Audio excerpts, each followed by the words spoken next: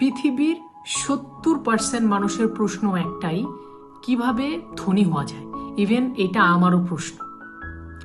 Research করে পেয়েছি reserve psychology, school, college, media আমাদেরকে যা দেখায় সব সময় তা সত্য নয়।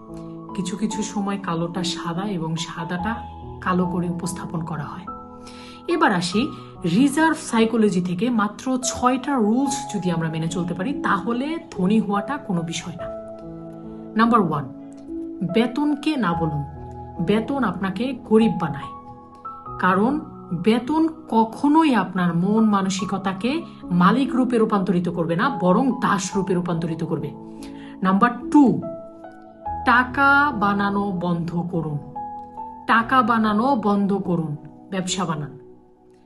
টাকা আপনাকে ব্যবসা বানিয়ে দিতে পারবে না, কিন্তু আপনার ব্যবসা আপনাকে টাকা বানিয়ে দিতে পারবে। নাম্বার 3, সেরা বিজনেস আপনি তখনই তৈরি করতে পারবেন যখন সময় খারাপ থাকবে, বাজার মন্দা থাকবে, সবকিছু একটু কম কম থাকবে।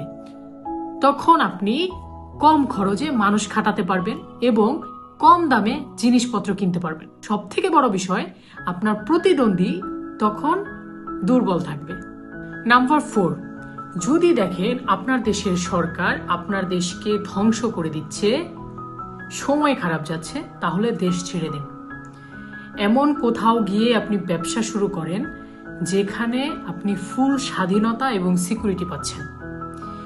এবং যখন আপনার দেশ ঠিক হয়ে আসবে বা একটু খারাপ সময় হালকা কাটিয়ে আসছে, তখন আপনি আপনার দেশে ফিরে আসুন অনেক অনেক শক্তি নিয়ে, টাকা নিয়ে আপনার মাতৃভূমিকে পুনরুদ্ধার করার জন্য। নাম্বার 5, সাধারণ মানুষ ট্যাক্সকে ঘৃণা করে, আর অন্যদিকে আপনাকে ট্যাক্সকে ভালোবাসতে হবে, কারণ আপনি একটা সিস্টেম যা না জানলে সেই সিস্টেম থেকে কখনোই বের হয়ে আসতে পারবেন না। And one more important thing is, আপনার শত্রুকে চিনুন, আপনার শত্রুকে বুঝেন, জানেন, তাকে ভালোবাসেন এবং তারপর তাকে ধ্বংস করেন প্রতিদিন। সব থেকে গুরুত্বপূর্ণ হচ্ছে নাম্বার 6, সাধারণ মানুষ সব সময় পতন এবং অনিশ্চয়তাকে ভয় পায়। তারা ঝুঁকি নিতে চায় না, তারা অনিশ্চয়তা, পতন এগুলোকে মৃত্যুর থেকেও বেশি ভয় পায়। ঠিক তেমনি আপনার ঝুঁকি নিতে হবে, আপনার ঝুঁকির দিকে তাকিয়ে হাসতে হবে, যেমন করে আপনি মৃত্যুর দিকে তাকিয়ে হাসেন।